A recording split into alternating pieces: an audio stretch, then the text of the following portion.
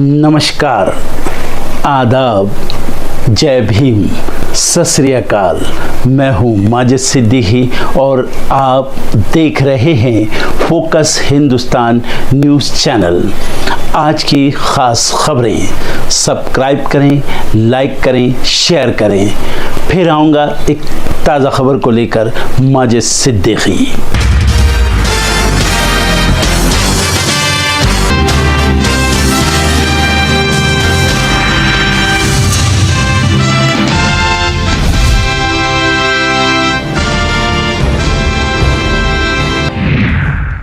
NDA के मुख्यमंत्रियों का एक दिवसीय सम्मेलन आज, पीएम मोदी बैठक में होंगे शामिल। आज से 2 दिवसीय महाराष्ट्र दौरे पर जाएंगे गृहमंत्री अमित शाह, कई कार्यक्रमों में लेंगे हिस्सा। पीएम मोदी आज करेंगे मन की बात, पाकिस्तान को सुना सकते हैं खरी खोटी। 3 सालों में हम होंगे दुनिया की तीसरी सबसे बड़ी इकोनॉमी, नीति आयोग की बैठक के बाद बोले सीईओ। राजस्थान से एक और कथित जासूस पकड़ा गया, ऑपरेशन सिंदूर के दौरान पाकिस्तान में कर रहा था बात। देश में बढ़ रहे कोरोना के मामले, केंद्रीय स्वास्थ्य मंत्रालय सतर्क, जारी किए दिशा निर्देश। कर्नाटक में कोविड-19 के 5 नए मामले, बेंगलुरु में 1 की गई जान।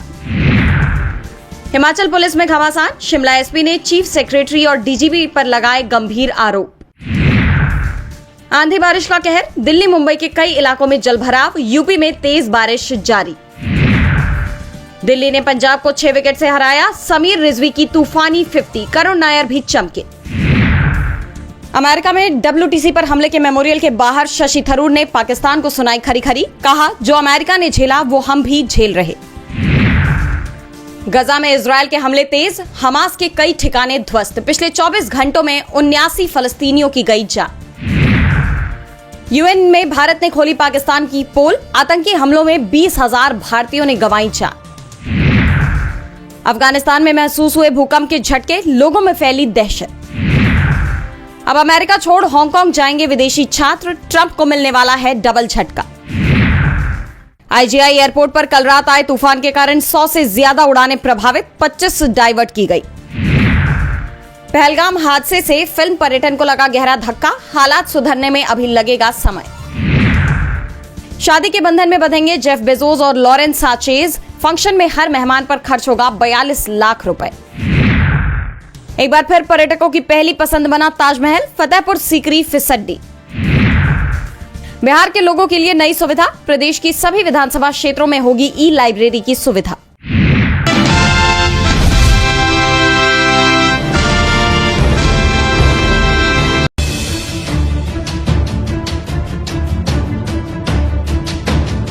दिल्ली और उसके आसपास के इलाकों में बीती रात तूफान ने ऐसा कहर बरसाया जिसे देखकर हर कोई हैरान रह गया। शनिवार देर रात दिल्ली और आसपास के शहरों में पहले बहुत भयंकर तूफान ने दस्तक दी और फिर भीषण बारिश ने दिल्ली की सड़कें बुरी तरह डुबा दी। सुबह देखा गया कि दिल्ली और आसपास के शहर नोएडा, गाजियाबाद समेत फरीदाबाद, वसंत कुंज, ITO, Minto bridge, Connaught place और हुमायूं रोड की सड़कें पूरी तरह से पानी से लबालब थी। गाड़ियां पानी में डूब चुकी थी, बड़े बड़े पेड़ आंधी से टूटकर सड़कें जाम कर चुके थे। तो वहीं लोगों के घरों में भी काफी पानी घुसने से मुसीबत टूट पड़ी। जहां एक ओर लोगों को चिलचिलाती गर्मी से राहत मिली, तो वहीं दूसरी ओर बारिश और तूफान ने लोगों के लिए नई चुनौती खड़ी कर दी। रात के समय और रविवार सुबह घर से बाहर निकले लोगों को अपने काम पर पहुंचने में काफी दिक्कतों का सामना करना पड़ा। दिल्ली नोएडा में जलभराव की कई वीडियोस भी सामने आए, जहां सड़कें बारिश के पानी से लबालब दिखी। दिल्ली के IGI एयरपोर्ट, दिल्ली कैंट, किबरी place, Lajpat Nagar, Moolchand, Anand Vihar, Burari, Moti Bagh, Dhaula Kuan, Paschim Vihar, Vikaspuri, Minto road, Sarai Kale Khan, Mayur Vihar सहित कई जगह पर जलभराव का नजारा देखने को मिला। मौसम विभाग के अनुसार दिल्ली में शनिवार को अधिकतम तापमान 38.2 डिग्री सेल्सियस दर्ज किया गया, जो इस मौसम के औसत से 2 डिग्री कम है। पहले ही इस मौसम के लिए दिल्ली में रेड अलर्ट जारी किया गया था। न्यूनतम तापमान 28.4 डिग्री सेल्सियस दर्ज किया गया, जो इस मौसम के औसत से 1.7 डिग्री कम है। तो वहीं आज यानी रविवार के लिए भी मौसम विभाग ने येलो अलर्ट जारी किया है। दिल्ली रविवार को तेज हवा और गरज के साथ बारिश का अनुमान है। रविवार को दिल्ली में न्यूनतम तापमान 28 डिग्री रहने का अनुमान है, जबकि अधिकतम तापमान 38 डिग्री रहने की संभावना है। ऐसे में घर से बाहर निकलना जरूरी हो तभी निकलें। सड़कों के अलावा दिल्ली एयरपोर्ट पर घने बादल, तेज हवाएं और सीमित विजिबिलिटी के चलते टेक ऑफ और लैंडिंग दोनों प्रभावित हुए। एयरपोर्ट पर कई फ्लाइट्स देरी से संचालित की गई। दिल्ली एयरपोर्ट की ओर से रविवार को एक्स पोस्ट में लिखा गया कि दिल्ली में खराब मौसम की वजह से उड़ानों का परिचालन अस्थायी रूप से प्रभावित हुआ है, इसलिए यात्रियों से अनुरोध है कि वो अपने फ्लाइट के स्टेटस जांच करते रहें जिससे उन्हें समस्या ना हो। बता दें कि रविवार को दिल्ली के अलावा कन्याकुमारी, तिरुनेलवेली, तेनकासी, थेनी, तिरुपुर, कोयम्बटूर और नीलगिरी जिलों में 1 या 2 स्थानों पर हल्की से मध्यम बारिश के साथ हल्की आंधी और बिजली गिरने की भी संभावना जताई गई है।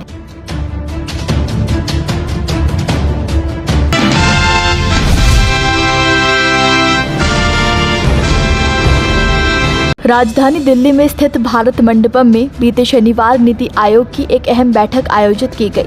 प्रधानमंत्री नरेंद्र मोदी की अध्यक्षता में ये नीति आयोग की 10वीं गवर्निंग काउंसिल की बैठक हुई। खास बात ये रही कि इस बैठक में पीएम मोदी के साथ पक्ष और विपक्षी पार्टियों के मुख्यमंत्रियों ने हिस्सा लिया। दूसरी ओर पीएम मोदी को भी सभी विपक्षी मुख्यमंत्रियों के साथ हल्के फुल्के अंदाज में देखा गया। बता दें कि इस बार शासी परिषद की बैठक का विषय 2047 में विकसित भारत के लिए विकसित राज्य था। बैठक में कुल 36 में से 31 राज्यों और केंद्र शासित प्रदेशों के मुख्यमंत्री और उपराज्यपाल शामिल हुए। इनमें झारखंड के मुख्यमंत्री हेमंत सोरेन, पंजाब के मुख्यमंत्री भगवंत मान, तेलंगाना के मुख्यमंत्री रेवंत रेड्डी, मेघालय के मुख्यमंत्री कोर्नाड संगमा, तमिलनाडु के CM MK. Stalin, Andhra Pradesh के सीएम चंद्रबाबू नायडू, यूपी के सीएम योगी आदित्यनाथ, जम्मू कश्मीर के सीएम उमर अब्दुल्ला, महाराष्ट्र के सीएम देवेंद्र फडणवीस, हरियाणा के सीएम नायब सिंह सैनी, दिल्ली के सीएम रेखा गुप्ता, हिमाचल के सीएम सुखविंदर सिंह सुक्खू, उत्तराखंड के मुख्यमंत्री पुष्कर सिंह धामी समेत कई और सीएम और नेता इस बैठक में शामिल रहे। विपक्षी मुख्यमंत्रियों के साथ चाय पीने से पहले मीटिंग में प्रधानमंत्री नरेंद्र मोदी ने सभी से यूनाइट रहने की अपील की और इस पर चर्चा भी की। प्रधानमंत्री मोदी ने कहा कि हमें विकास की गति और बढ़ानी होगी। केंद्र और राज्य साथ मिलकर काम करें तो कोई लक्ष्य असंभव नहीं होगा। पीएम ने ये भी कहा कि हर राज्य में कम से कम एक पर्यटन स्थल विकसित होना चाहिए। इस बैठक में पीएम मोदी ने राज्यों और केंद्र शासित प्रदेशों से निवेश को प्रोत्साहित करने और रोजगार सृजन के लिए नीतिगत बाधाओं को दूर करने को कहा। पीएम मोदी ने कहा, हमारा लक्ष्य हर राज्य को विकसित, हर शहर को विकसित, हर नगर पालिका को विकसित और हर गांव को विकसित बनाना होना चाहिए। अगर हम इस दिशा में काम करेंगे तो हमें विकसित भारत बनने के लिए 2047 तक इंतजार नहीं करना पड़ेगा। भारत में तेजी से शहरीकरण हो रहा है, ऐसे में हमें भविष्य के लिए तैयार शहरों की दिशा में काम करना चाहिए। वृद्धि, नवोन्मेष और पर्यावरण अनुकूल पहल भारत के शहरों के विकास का इंजन होना चाहिए। हमें ऐसे कानून और नीतियां बनानी चाहिए जिससे उन्हें कार्यबल में सम्मानपूर्वक जोड़ा जा सके। इस बीच पीएम मोदी किस गर्मजोशी से विपक्षी मुख्यमंत्रियों से मिल रहे हैं वो भी इन तस्वीरों में देखा जा सकता है, जो कि इस वक्त खूब ज्यादा वायरल हो रही है। विपक्षी पार्टियों के साथ हाथों में चाय का कप पकड़े ठहाके लगाते हुए पीएम मोदी नजर आ रहे हैं। एक और जहां तमिलनाडु के मुख्यमंत्री एम.के. स्टालिन भाषा विवाद पर कड़ा रुख अपनाए हुए हैं, वहीं आंध्र प्रदेश के सीएम नायडू का इस मुद्दे पर मिला जुला रुझान नजर आया। नीति आयोग की बैठक में हिमाचल प्रदेश के मुख्यमंत्री सुखविंदर सिंह सुक्खू ने अपने राज्य के लिए पीएम मोदी से क्या मांग की, वो भी आप सुन लीजिए। मैंने नीति आयोग की बैठक के बाद माननीय प्रधानमंत्री जी से समय मांगा था और प्रधानमंत्री जी ने हमें समय दिया था और मैंने उनसे कहा कि जो हिमाचल के जो बागवान हैं, जो बाहर से सेब आयात होता है, उसके कारण हिमाचल के बागवानों के रेट गिर जाते हैं और नुकसान होता है। और तुर्की से और अजरबैजान से आने वाले सेब पर प्रतिबंध लगाने की बात की जाए, तो उन्होंने कहा कि हम इस पर जो भी अभी फसल आएगी हम ऐसी कोशिश करेंगे कि हिमाचल के बागवानों को नुकसान ना हो और किसी प्रकार से जो बाहर का सेब है, क्योंकि कुछ एग्रीमेंट्स होते हैं उसके अनुसार वो बात करेंगे, उसको हम कम करेंगे। तो मेरा मानना है कि इस दिशा में हमारे को सफलता मिली है। तो वहीं उत्तराखंड के मुख्यमंत्री पुष्कर सिंह धामी ने जल निकासी की समस्या से निपटने के लिए विशेष योजना का आह्वान किया। सीएम धामी ने कहा कि 2027 में हरिद्वार में कुंभ मेला आयोजित किया जाएगा। उन्होंने इन दोनों आयोजनों को भव्य, दिव्य और सफल बनाने के लिए समर्थन मांगा। नीति आयोग की 10वीं गवर्निंग काउंसिल की बैठक में झारखंड के मुख्यमंत्री हेमंत सोरेन ने राज्य की भूमि पर खनन के एवज में 1,40,435 करोड़ रुपए की बकाया राशि का मुद्दा उठाया। तो वहीं दिल्ली की मुख्यमंत्री रेखा गुप्ता ने शनिवार को नीति आयोग के सामने विकसित दिल्ली का रोड मैप प्रस्तुत किया। इस दौरान उन्होंने कहा कि यमुना की सफाई, इंफ्रास्ट्रक्चर का विकास और हर घर नल से जल हमारी प्राथमिकता है। और तमिलनाडु के मुख्यमंत्री एम.के. स्टालिन ने केंद्र से राज्य के लिए और फंड की मांग की। एक और जहां विपक्ष के तमाम नेता इस मीटिंग में शिरकत करते नजर आए, तो वहीं 5 राज्य बैठक में शामिल नहीं हुए। इनमें कर्नाटक, केरल, पश्चिम बंगाल, बिहार और पुडुचेरी शामिल हैं। कांग्रेस शासित कर्नाटक के मुख्यमंत्री सिद्धारमैया राज्य में पूर्व व्यवस्थाओं में व्यस्त थे। केरल के मुख्यमंत्री पिनाराई विजयन ने अपनी ओर से अपने कैबिनेट सहयोगी के.एन. बालगोपाल को भेजा। इसी तरह पुडुचेरी के मुख्यमंत्री एन. रंगासामी भी इस बैठक में शामिल नहीं हुए। हालांकि इन सभी ने बैठक में अपनी अनुपस्थिति की सूचना केंद्र को पहले ही दे दी थी। तो वहीं इसमें बिहार के मुख्यमंत्री नीतीश कुमार और बंगाल की मुख्यमंत्री ममता बनर्जी की गैर मौजूदगी चर्चा का विषय रही। हालांकि इस पर नीतीश ने अपनी प्रतिक्रिया भी दी। उन्होंने कहा कि बैठक का समय थोड़ा बढ़ा दिया गया है, उसी में भाग लेंगे। लेकिन सूत्रों से मिली जानकारी के मुताबिक उस दौरान नीतीश कुमार दिल्ली में ही मौजूद थे, फिर भी मीटिंग से दूर नजर आए। तो वहीं सूत्रों के मुताबिक ममता बनर्जी की अनुपस्थिति की वजह उनकी पीएम मोदी से नाराजगी बताई गई, जिस कारण वो इस बैठक से परहेज करती नजर आई। बता दें कि ऑपरेशन सिंदूर के बाद ये प्रधानमंत्री की सभी राज्यों के मुख्यमंत्रियों और केंद्र शासित प्रदेशों के उपराज्यपालों के साथ पहली बड़ी बैठक है।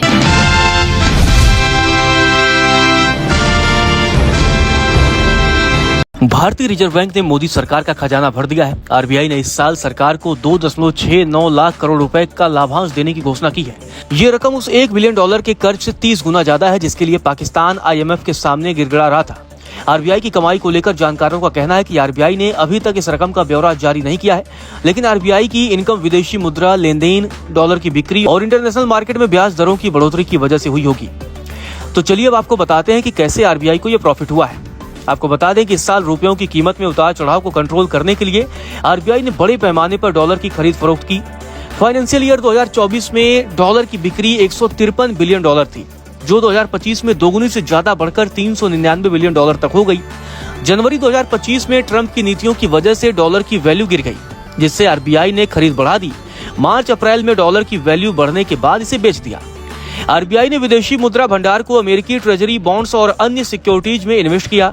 आरबीआई की विदेशी मुद्रा संपत्ति में 1.3% की बढ़ोतरी हुई है। आरबीआई के पास करीब 14 लाख करोड़ रुपए के सरकारी बॉन्ड्स हैं, जिन पर औसतन 6 से 7% सालाना ब्याज मिलता है। रिपोर्ट्स की माने तो आरबीआई को 2024-25 में करीब 3.5 लाख करोड़ रुपए का मुनाफा होने का अनुमान है, जिसमें से केंद्र सरकार को 2.69 लाख करोड़ रुपए का डिविडेंड दिया जाएगा। हालांकि असल मुनाफा आरबीआई की रिपोर्ट आने पर ही पता चलेगा। तो चलिए अब आपको बताते हैं कि आखिर ये आरबीआई का डिविडेंड क्या है। डिविडेंड या लाभांश वह राशि है जो आरबीआई अपनी कुल इनकम में से खर्च निकालने के बाद भारत सरकार को देती है। इसके लिए भारतीय रिजर्व बैंक अधिनियम 1934 की धारा 24 का इस्तेमाल होता है। इस धारा के तहत आरबीआई को अपने खर्चे यानी कर्मचारियों की सैलरी, मुद्रा छपाई और अन्य खर्चे निकालने के बाद बची हुई राशि सरकार को देना अनिवार्य है। 2023-24 में आरबीआई ने सरकार को 2.10 लाख करोड़ रुपए का सरप्लस ट्रांसफर किया था। गौरतलब है आरबीआई से मिली 2.69 लाख करोड़ रुपए की रकम सरकार कई विकास कार्यों और इकोनॉमी को बैलेंस करने में इस्तेमाल करेगी। जानकारों का कहना है कि आरबीआई के डिविडेंड देने से सरकार की कमाई बढ़ जाएगी, जिससे कमाई और खर्च का अंतर भी कम होगा। सरकार को डिविडेंड मिलने से उसका रेवेन्यू बढ़ जाएगा, जिससे उसे खर्च लेने के लिए ज्यादा लोन लेने की जरूरत नहीं पड़ेगी। आपको बता दें कि भारत के आरबीआई की तरह ही दूसरे देशों में भी सेंट्रल बैंक होते हैं, जो सरकार को अपने प्रॉफिट से डिविडेंड देते हैं।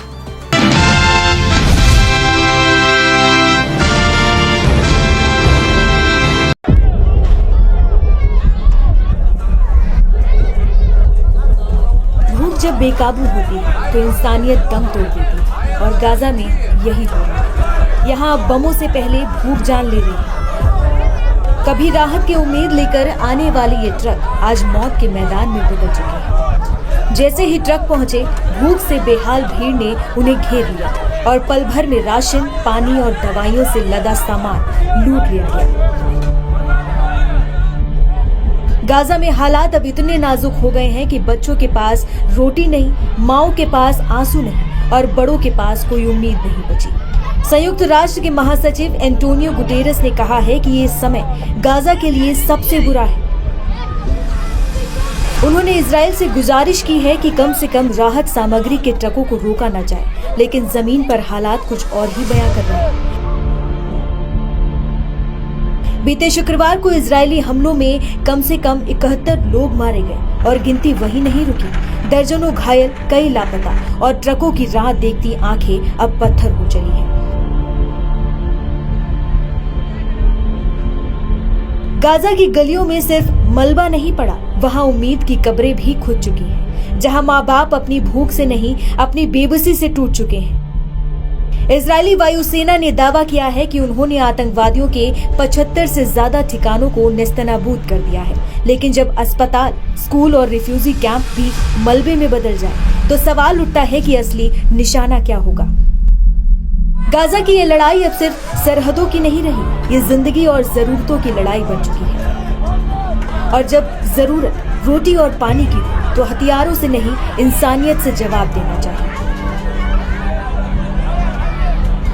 बीते 19 महीनों से जारी ये जंग अब सिर्फ गोलियों और मिसाइलों की नहीं रही, ये जंग अब पेट और जान के बीच की लड़ाई बन चुकी है। संयुक्त राष्ट्र की एक नई रिपोर्ट बताती है कि गाजा में करीब 5 लाख लोग भुखमरी के कगार पर हैं और अगर हालात नहीं बदले तो हर 5 में से एक शख्स इस संकट का शिकार हो सकता है। यानी गाजा में करीब 21 लाख लोग अकाल जैसी स्थिति में आ सकते हैं। इस कहानी की एक दूसरी तस्वीर भी है। यूएन के वर्ल्ड फूड प्रोग्राम के मुताबिक गाजा से सिर्फ 40 किलोमीटर दूर इजराइल, मिस्र और जॉर्डन के गोदामों में जरूरी खाद्य सामग्री भरी पड़ी है, लेकिन गाजा के अंदर WFP के गोदाम खाली हैं।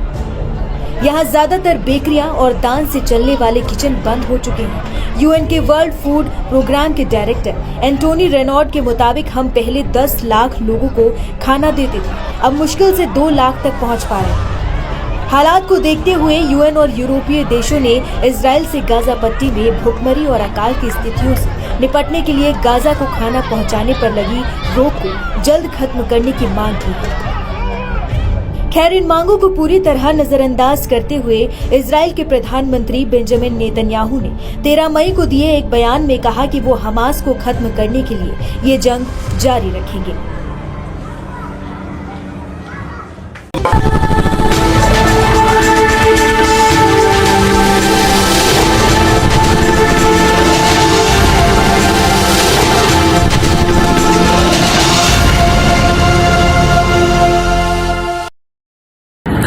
दोस्तों, आज मैं आपको बताने वाला हूं कि अगर आपकी बॉडी में मैग्नीशियम की डेफिशिएंसी हो जाए तो आपको क्या क्या प्रॉब्लम हो सकती है। सबसे पहले इंसोमेनिया, नींद ना आना, स्लीपिंग डिसऑर्डर, इंसान सारी रात करवटें बदलता है, नींद नहीं आती, स्ट्रेस लेवल, एंजाइटी बढ़ जाती है इससे, क्योंकि कोर्टिसोल हार्मोन को रोकने में मदद करता है। और अगर आपकी बॉडी में मैग्नीशियम नहीं है तो कोर्टिसोल बढ़ जाता है, जिसकी वजह से स्ट्रेस और एंजाइटी हो जाती है। मूड स्विंग्स, इंसान को पता नहीं चलता उसके मूड स्विंग्स होते हैं, थोड़ी थोड़ी देर में गुस्सा आना, थोड़ी थोड़ी देर में चिड़चिड़ापन होना, क्योंकि ये सेरोटोनिन हार्मोन को बढ़ने में मदद करता है। अगर आपकी बॉडी में less magnesium is equal to less serotonin, और सेरोटोनिन हैप्पीनेस का हार्मोन है। अलावा इसके ये फटीग को भी कम करता था। अगर आपकी बॉडी में मिनरल डेफिशिएट है, अगर आपकी बॉडी में मैग्नीशियम नहीं है तो आपको थकावट बहुत जल्दी फील होगी, जरा सा काम करती है आपकी बॉडी थक जाएगी। पुअर डाइजेस्टिव सिस्टम, ये डाइजेस्टिव सिस्टम को भी मैनेज करने में बड़ा शानदार रोल प्ले करता है, और अगर इसकी डेफिशिएंसी है तो कॉन्स्टिपेशन, डायरिया जैसी प्रॉब्लम हो जाती है। माइग्रेन, बहुत खतरनाक प्रॉब्लम है माइग्रेन। अगर डेफिशिएट है आपकी बॉडी मैग्नीशियम से तो आपको माइग्रेन की प्रॉब्लम भी हो सकती है। ब्लड प्रेशर, अगर आपकी बॉडी में मैग्नीशियम कम है तो आपको ब्लड प्रेशर की प्रॉब्लम हो सकती है। इरेगुलर हार्ट बीट, ये हार्ट बीट का बढ़ जाना, कम हो जाना, बढ़ जाना, कम हो जाना, मैग्नीशियम डेफिशिएट होने की निशानी है।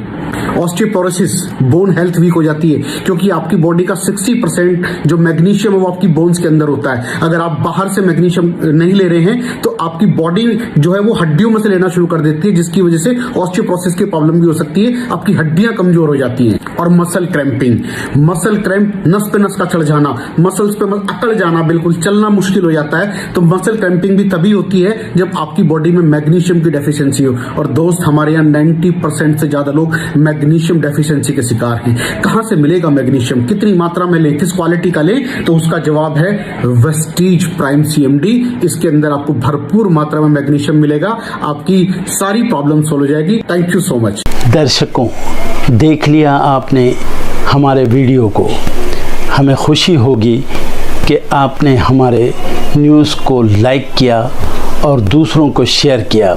अगर अभी तक हमारे चैनल फोकस हिंदुस्तान को सब्सक्राइब नहीं किया है तो तुरंत सब्सक्राइब करें, कमेंट करें और बेल आइकॉन को प्रेस करें। हम हाजिर हैं खबर के लिए।